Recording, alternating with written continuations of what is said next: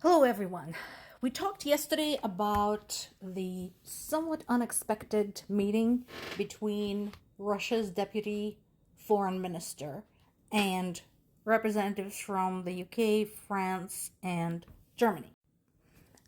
There is more on the subject now as to why this happened. So I forgot about this because there's so much going on. But earlier this week, they also met with Zelensky.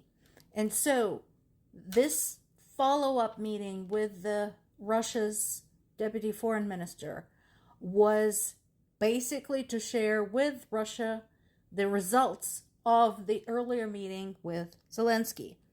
And they conveyed that they would continue to support President Zelensky and continue to support Ukraine.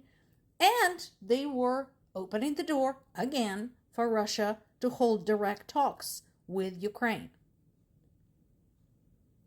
So, as I mentioned yesterday, not surprisingly, Russia's response was rude and dismissive.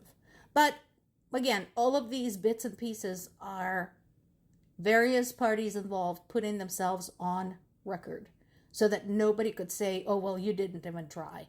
Oh, they tried. And this is what happened.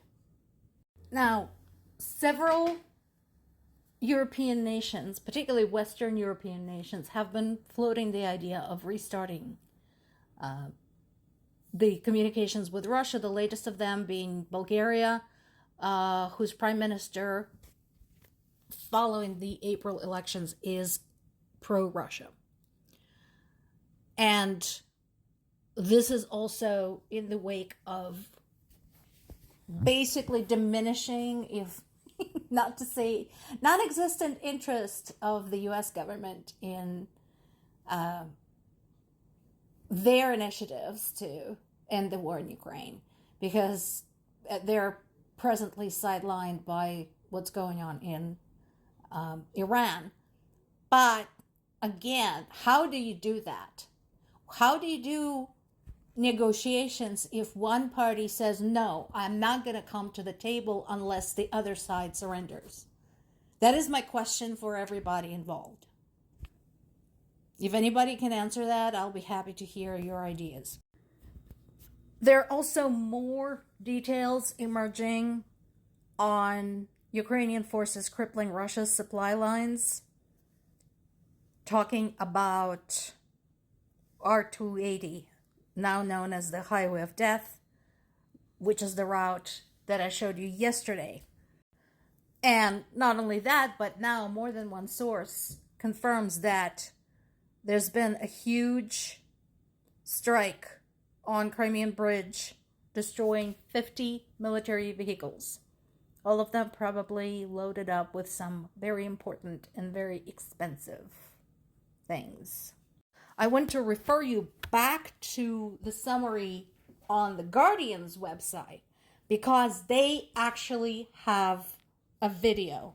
This was released by Ukrainian military showing drone attacks on the bridge. This is the FPV drones. So you are seeing what the drone operators were seeing as they were carrying out this operation.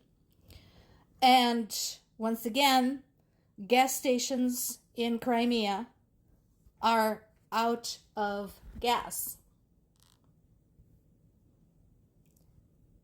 There was no fuel at most gas station in Sevastopol, which is the biggest city in Crimea. And in Yevpatoria, which is a resort town, a place I actually know quite well, there are long lines outside the single working gas station.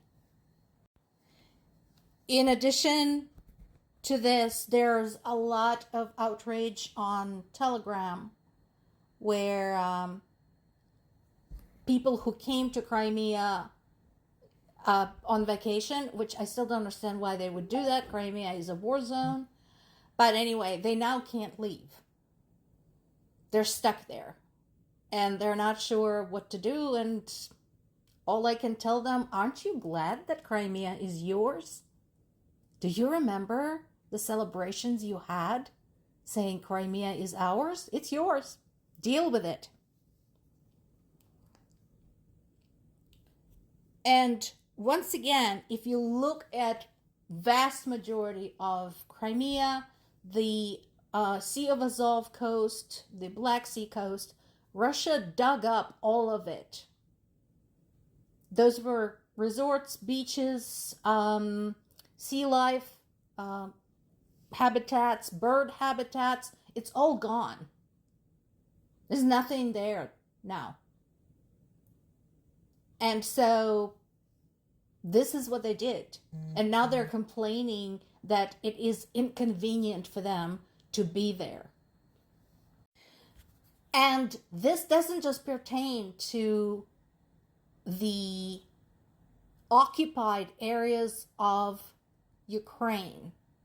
Okay? The shortages are not just happening there. It's not just Crimea. It's not just the coast. No, it is happening nationwide in Russia. So much so that Russian government is now considering creating a forecasting system to somehow predict the worst of the shortages and address the resource distribution. As of right now, at least a dozen of Russian regions, so not occupied Ukrainian territories, but Russian regions, are experiencing severe shortages. And once again, somebody asked on Telegram, why is this happening? Can you just explain it to me without being rude? And somebody replied with a famous fable, actually. A monkey stuck its hand into a jug to steal a walnut from there. But the jug is narrow. The neck of the jug is narrow. And the monkey cannot pull its hand out, still holding the walnut. It tried breaking the jug, thinking it was made out of clay, but it turned out that the jug was made out of metal. The monkey managed to dent the jug, but couldn't break it and still can't pull its hand out unless it lets go of the walnut. That is a perfect description of the war in Ukraine anywhere, ever. Again, Russia continues its onslaught against Ukrainian civilians, against Ukrainian transportation, against Ukrainian infrastructure, but it is getting some serious pushback now. This is not going unpunished. Despite Russia's attacks on, for example, Ukrainian railroad infrastructure, Ukrainian grain shipments for export had increased by 8% since the start of this month. That is crazy. That is impossible, but it is happening. Meanwhile, as I told you yesterday, Russia's ability to do anything with their crude oil had dropped to the lowest levels since a year ago. They're getting their comeuppance. More to come.